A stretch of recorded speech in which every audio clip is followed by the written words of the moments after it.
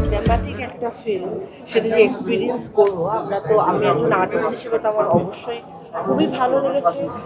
খুব proud feel হচ্ছে যে আমাদের দেশে এমন সিনেমা হচ্ছে। 3 দিন পরে আমি নূর বাড়িতে যাবো। দম দেখতে দম লাগে, খুবই সুন্দর, খুব সুন্দর সিনেমা। দম অসাধারণ, ভীষণ ভালো লেগেছে। আর নিশো তো জাস্ট টু গুড, চঞ্চল ভাই টু গুড, সবাই ভীষণ ভালো করেছে। রানী বাংলাদেশ। দর্শক হচ্ছে, দর্শক হবে, দর্শক ছবি দেখবে। Based on a true story.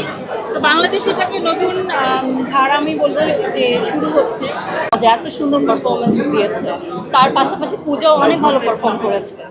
উড়ে উড়ে ঘুরে